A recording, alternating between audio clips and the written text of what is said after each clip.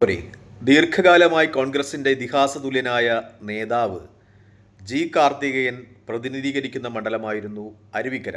പഴയ ആര്യനാട് മണ്ഡലം പിന്നെ അരുവിക്കരയായി രൂപാന്തരം പ്രാപിക്കുകയായിരുന്നു. അദ്ദേഹം ദീർഘകാലം അവിടെ നിന്ന് വിജയിച്ചിട്ടുണ്ട്. പക്ഷേ 2021 നിയമസഭാ തിരഞ്ഞെടുപ്പിൽ അദ്ദേഹത്തിൻ്റെ മകൻ ശബരിനാഥിന് ആ മണ്ഡലത്തിൽ നിന്ന് അടിതെറ്റുന്നുണ്ട്. അവിടെ സ്റ്റീഫൻ LDF സ്ഥാനാർത്ഥി 5000-ലധികം വോട്ടുകൾക്ക് വിജയിക്കുന്ന ഒരു സാഹചര്യമുണ്ടായി. നമ്മൾ ആ മണ്ഡലത്തിൻ്റെ ഒരു രാഷ്ട്രീയ സാഹചര്യം എങ്ങനെയായിരുന്നു വിജയിക്കുവാൻ എന്ന് വിലയിരുത്തുമ്പോൾ സ്റ്റീഫൻ അനുകൂലമായിട്ട് അവിടെ പ്രതിഫലിച്ചത് പരമ്പരാഗത LDF വോട്ടുകളൊക്കെയും അദ്ദേഹത്തിന് കേന്ദ്രീകരിക്കുവാൻ കഴിഞ്ഞു. മാത്രമല്ല അദ്ദേഹം ഒരു നാടാർ സമുദായ അംഗമായിരുന്നു. അങ്ങനെ നാടാർ സ്ഥാനാർത്ഥി എന്ന രീതിയിൽ നാടാർ സമുദായത്തിൻ്റെ വോട്ടുകളൊക്കെ അദ്ദേഹത്തിന് അനുകൂലമായി രേഖപ്പെടുത്തി. മാത്രമല്ല ശബരിനാഥിന് ആ മണ്ഡലത്തിൽ ചില എതിർപ്പുകളുണ്ടായിരുന്നു. പ്രത്യേകിച്ച് ലീഗിന് കുറച്ച് ശക്തിയുള്ള മണ്ഡലമാണ് അരുവിക്കര. തിരുവനന്തപുരം ജില്ലയെ സംബന്ധിച്ച് ലീഗുമായിട്ട് അദ്ദേഹത്തിന് ചില പ്രശ്നങ്ങളുണ്ടായിരുന്നു. ചില പഞ്ചായത്തുകളിൽ തദ്ദേശ സ്വയംഭരണ തെരഞ്ഞെടുപ്പിൽ ലീഗിന് സീറ്റ് അനുവദിക്കാതിരിക്കുവാൻ അദ്ദേഹം ശ്രമിച്ചു എന്ന രീതിയിലുള്ള ചില തെറ്റിദ്ധാരണകൾ ലീഗിന് അദ്ദേഹവുമായിട്ടുണ്ടായിരുന്നു. അങ്ങനെ ആ വോട്ടുകൾ ഒക്കെയും രേഖപ്പെടുത്താതെ പോയി. അതായത് ആ വോട്ടുകൾ നിശബ്ദമായി നിന്നു എന്നൊക്കെയുള്ള ചില വിശകലനം ഉണ്ടായിരുന്നു. എന്തായാലും ശബരിനാഥ് അവിടെ 5000-ലധികം വോട്ടുകൾക്ക് പരാജയപ്പെട്ടു. ഏറ്റവും പ്രധാനപ്പെട്ട കാര്യമെന്ന് പറയുന്നത് അവിടെ നാടാർ വോട്ടുകളുടെ ഒരു ഏകീകരണം ഉണ്ടായി എന്നതാണ്. നാടാർ എന്ന് പറയുമ്പോൾ ഒരുപക്ഷെ തിരുവനന്തപുരം ജില്ല ഒഴിച്ചുള്ള മറ്റുള്ള പ്രദേശങ്ങളിലെ ആളുകൾക്ക് ആ സമുദായത്തെ പറ്റി വളരെ ഒന്നും അറിവുണ്ടാകുവാൻ സാധ്യതയില്ല. സൗത്ത് ഇന്ത്യൻ തമിഴ്നാട്ടിലും തെക്കൻ കേരളത്തിൽ പ്രത്യേകിച്ച് തിരുവനന്തപുരം ജില്ലയിലുമുള്ള ഒരു സമുദായമാണ് നാടാർ സമുദായം. അവർ ക്രൈസ്തവ നാടാരും ഹൈന്ദവ നാടാരുമുണ്ട്. ഈ ക്രൈസ്തവ നാടാരും ഹൈന്ദവ നാടാരും ഒക്കെ ഒന്നിച്ച് ഒരു വീട്ടിൽ ഒരു കുടുംബത്തിൽ തന്നെ ഉള്ള ആളുകളായിരിക്കും. ചില മതം മാറ്റത്തിനൊക്കെ വിധേയമായി എങ്കിലും അവരൊക്കെയും ഒരു വീട്ടിൽ തന്നെയായിരിക്കും താമസിക്കുന്നത്. നെയ്യാറ്റിൻകര, പാറശാല, നേമം, കോവളം, ആര്യനാട് എന്നീ മണ്ഡലങ്ങളിൽ അവർ നിർണായക ശക്തിയാണ് എന്ന ഒരു പ്രത്യേകതയുണ്ട്. നമ്മൾ സെൽവരാജ് നേരത്തെ നെയ്യാറ്റിൻകര MLA ആയിരുന്ന പിന്നെ UDF-ലെത്തിയ സെൽവരാജ്, അതുപോലെ ശക്തൻ നാടാർ എന്നിവർ ക്രൈസ്തവ നാടാന്മാരാണെങ്കിലും പഴയ മന്ത്രി നീലലോഹിതദാസ് നാടാരൊക്കെ ഹൈന്ദവ നാടാരാണ്. അതായത് അവരുടെ പ്രത്യേകത എന്ന് പറയുന്നത് വോട്ടുകൾ കേന്ദ്രീകരിക്കുന്ന ഒരു സമുദായമാണിത്. അവരുടെ സമുദായത്തിൽ നിന്ന് ആരെങ്കിലും മത്സരിച്ചാൽ ആ വോട്ടുകൾ മതം നോക്കാതെ ജാതി നോക്കി ആ സമുദായ അംഗങ്ങൾ രേഖപ്പെടുത്തും എന്ന ഒരു പ്രത്യേകതയുണ്ട്. ഐക്യമുള്ളൊരു സമുദായമാണ്. ആ വോട്ടുകളുടെ കേന്ദ്രീകരണമാണ് കഴിഞ്ഞ പ്രാവശ്യം സ്റ്റീഫനെ വിജയിപ്പിച്ചത് എന്ന ഒരു വിലയിരുത്തലുണ്ട്. അതുകൊണ്ട് തന്നെ കോൺഗ്രസ് അവിടെ സ്ഥാനാർത്ഥി നിർണ്ണയവുമായി മുന്നോട്ട് പോകുമ്പോൾ കോൺഗ്രസ് അവിടെ ഒരു പ്രാദേശികമായി പ്രാമുഖ്യമുള്ള ഒരു സ്ഥാനാർത്ഥിയെ നിർത്തേണ്ടതുണ്ട് എന്നതാണ് പ്രാധാന്യം. മുസ്ലിം സമുദായത്തിനും വളരെ കൂടുതൽ സ്വാധീനമുള്ള ഒരു മണ്ഡലമാണ്. കോൺഗ്രസ് മറ്റൊരു ധ്രുവീകരണ തന്ത്രമാണോ അവിടെ പ്രയോഗിക്കുന്നതെന്ന് തോന്നും. കാരണം ഇപ്പോൾ അവിടെ പറഞ്ഞു കേൾക്കുന്ന സ്ഥാനാർത്ഥിത്വം എന്ന് പറയുന്നത് MM ഹസൻ്റേതാണ്. അദ്ദേഹം അവിടെ സ്ഥാനാർത്ഥിയാകുകയാണെങ്കിൽ ഒരു മുസ്ലിം കോർഡിനേഷൻ ഉണ്ടാകുമോ എന്ന ചില ചിന്തകൾ കോൺഗ്രസിനെ സംബന്ധിച്ച് ഉയരുന്നു എന്നതാണ് ഇപ്പോൾ പരമപ്രധാനമായ ഒരു യാഥാർത്ഥ്യം. നമ്മൾ MM ഹസൻ എന്ന് പറയുന്ന സ്ഥാനാർത്ഥിയെ വിലയിരുത്തുമ്പോൾ അദ്ദേഹം ഉമ്മൻചാണ്ടിയുടെയും ഒപ്പം AK ആൻ്റണിയുടെയും ഒക്കെ സമകാലികനായിരുന്നു. നീണ്ടകാലം അദ്ദേഹം MLA ആയിരുന്നു. 1982 മുതൽ നീണ്ടകാലം അദ്ദേഹം കഴക്കൂട്ടം MLA ആയിരുന്നു. പിന്നീട് അദ്ദേഹം തിരുവനന്തപുരം സെൻട്രൽ, പഴയ തിരുവനന്തപുരം സെൻട്രലിൽ നിന്ന് MLA ആയി. 2001-2004 കാലഘട്ടത്തിൽ അദ്ദേഹം സംസ്ഥാന പ്രവാസ മന്ത്രിയായി. നോർക്ക പോലെയുള്ള റൂട്ട്സ് പോലെയുള്ള തന്ത്രപ്രധാനമായ കാര്യങ്ങളൊക്കെ കൊണ്ടുവരുവാൻ കഴിഞ്ഞു. ജനശ്രീ അദ്ദേഹത്തിൻ്റെ ഒരു പദ്ധതിയാണ്. മാത്രമല്ല ജയ്ഹിന്ദ് TV-യുടെ ഒക്കെയും ഒരു സൂത്രധാരൻ അദ്ദേഹമാണ്. നല്ല ഒരു ഭരണകർത്താവ് ആണ് എന്ന രീതിയിൽ സംശയമില്ല അദ്ദേഹത്തെ സംബന്ധിച്ച് എന്നത് ഏറ്റവും പരമപ്രധാനമായ ഒരു യാഥാർത്ഥ്യമാണ്.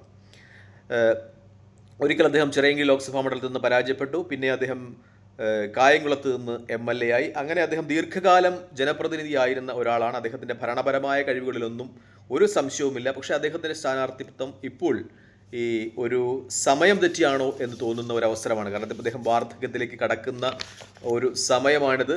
അദ്ദേഹത്തെ സംബന്ധിച്ച് അദ്ദേഹം KPCC പ്രസിഡൻ്റായിരുന്നു, UDF കൺവീനറായിരുന്നു. ഭരണപരമായും അതുപോലെ സംഘടനാ നേതൃപദവിയിലുമൊക്കെ എല്ലാ രീതിയിലുള്ള കഴിവുകളും തെളിയിച്ച എല്ലാ പദവികളും അലങ്കരിച്ച ഒരാളാണ് എന്ന ഒരു പ്രത്യേകത ഉണ്ട്. അപ്പോൾ സ്റ്റീഫനെ പോലെ പ്രാദേശികമായി നിറഞ്ഞു നിൽക്കുന്ന ഒരു സ്ഥാനാർത്ഥിയെ നേരിടുവാൻ MM ഹസനെ പോലുള്ള ഒരാളാണോ ആ മണ്ഡലത്തിൽ അഭികാമ്യൻ എന്ന ഒരു ചോദ്യം ഉയരുന്നുണ്ട്. പ്രത്യേകിച്ചും MM ഹസനെ ഇപ്പോൾ പറഞ്ഞു കേൾക്കുന്നത് ഒരു ദേശാടന പക്ഷിയായ നേതാവ് ആണെന്നാണ്. കാരണം അദ്ദേഹം ഒരിക്കൽ 2016 അദ്ദേഹം ചടയമംഗലം നിയമസഭാ നിയോജകമണ്ഡലം ചോദിച്ചു വാങ്ങിച്ചിരുന്നു. അവിടെ നിന്ന് 21,928 വോട്ടുകൾക്ക് പരാജയപ്പെട്ടു എന്നതാണ് ഒരു യാഥാർത്ഥ്യം. അതായത് കോൺഗ്രസ്സിന് സാധ്യതകൾ ഉള്ള ഒരു മണ്ഡലത്തിൽ ഒരുപക്ഷെ കോൺഗ്രസ് അവിടെ പരിഗണിക്കേണ്ടിയിരിക്കുന്നത് കൂടുതൽ പ്രാദേശികമായി നിറഞ്ഞു നിൽക്കുന്ന ഒരു നേതാവിനെ ആയിരിക്കും എന്നതാണ് വസ്തുത.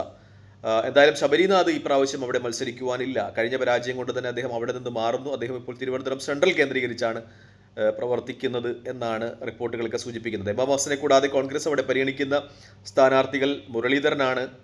മാത്രമല്ല പ്രാദേശികമായി അവിടെ നിറഞ്ഞു നിൽക്കുന്ന DCC ജനറൽ സെക്രട്ടറി MR ബൈജുവിൻ്റെ പേര് കേൾക്കുന്നുണ്ട്. മാത്രമല്ല BRM ഷഫീർ ആ മണ്ഡലത്തിൽ ഉള്ള ഒരാളാണ്. അദ്ദേഹത്തിൻ്റെ പ്രവർത്തന പദം നെടുമങ്ങാട് കോടതിയിലാണ് അദ്ദേഹം പ്രാക്ടീസ് ചെയ്യുന്നതെങ്കിലും അദ്ദേഹം അരുവിക്കരയിൽ ഉള്ള ഒരാളാണ്. ഒരുപക്ഷെ അദ്ദേഹം അരുവിക്കരയിലും അതുപോലെ നെടുമങ്ങാട് വർക്കലയും ഒരുപോലെ പരിഗണിക്കപ്പെടുന്ന സ്ഥാനാർത്ഥിയാണ് എന്നൊരു പ്രത്യേകതയുണ്ട്.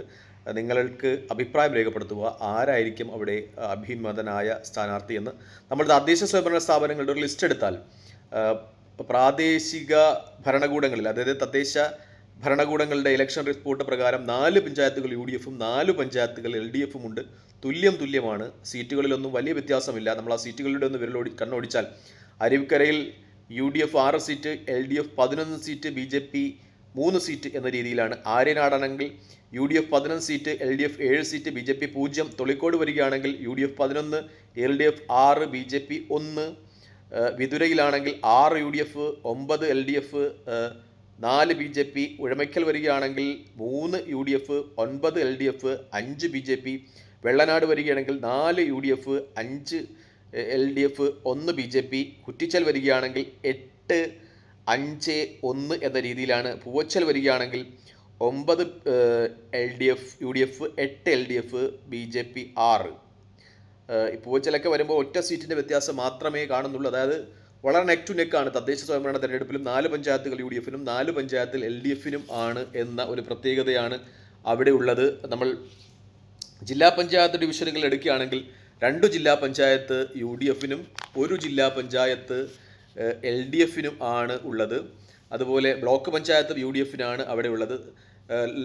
ലോക്സഭാ ഇലക്ഷൻ്റെ ഒരു റിസൾട്ട് എടുക്കുകയാണെങ്കിൽ അടൂർ പ്രകാശ് തൊട്ടടുത്ത CPM എതിരാളി V ജോയിയേക്കാളും ആ നിയമസഭാ മണ്ഡലത്തിൽ നിന്ന് 2000-ലധികം വോട്ടുകൾക്ക് ലീഡ് ചെയ്യുന്നുണ്ട്. നമുക്കറിയാം ആറ്റിങ്ങൽ ലോക്സഭാ മണ്ഡലം വളരെ കടുത്ത ഒരു മത്സരമായിരുന്നു BJPയും CPMും കോൺഗ്രസ് തമ്മിലുള്ളത്. അവിടെ UDF സ്ഥാനാർത്ഥി 2000-ലധികം വോട്ടുകൾക്ക് ലീഡ് ചെയ്യുന്നുണ്ട്. അതായത് പ്രാദേശിക തെരഞ്ഞെടുപ്പുകളിൽ ഒരല്പം മേൽക്കൈ UDFനുണ്ട്, ലോക്സഭാ തെരഞ്ഞെടുപ്പുകളിലും അല്പം മേൽക്കൈയുണ്ട്. പക്ഷേ സ്റ്റീഫനെ സംബന്ധിച്ച്, നിലവിലുള്ള CPM MLA സ്റ്റീഫനെ സംബന്ധിച്ച് അദ്ദേഹം ജനകീയനാണെന്ന ഒരു പ്രത്യേകതയുണ്ട്.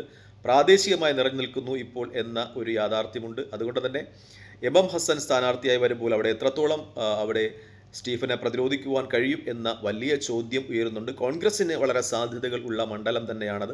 കാരണം പരമ്പരാഗതമായി G കാർത്തികേയൻ വിജയിച്ചു വന്ന മണ്ഡലം, കഴിഞ്ഞ ഇലക്ഷനിൽ മാത്രം LDF പിടിച്ചെടുത്ത മണ്ഡലം. LDFന് നേരത്തെ ആഭിമുഖ്യം ഉണ്ടായിരുന്നുവെങ്കിലും G കാർത്തികേയൻ എന്ന ജനകീയ നേതാവ് നേടിയെടുത്ത മണ്ഡലം. പക്ഷേ കഴിഞ്ഞ തവണ സ്റ്റീഫൻ പിടിച്ചെടുത്ത മണ്ഡലം. ഇപ്പോൾ അവിടെ സ്ഥാനാർത്ഥിയായി MM ഹസൻ വരുമ്പോൾ എന്തായിരിക്കും നിങ്ങളുടെ അഭിപ്രായം എന്ന് കമൻറ്റായി രേഖപ്പെടുത്തുക. തൽക്കാലം ഈ വീഡിയോ ഇവിടെ വാങ്ങിയാണ്. മറ്റൊരു വീഡിയോ കാണുന്നവരെ നന്ദി, നമസ്കാരം, ജയ് ഹിന്ദ്.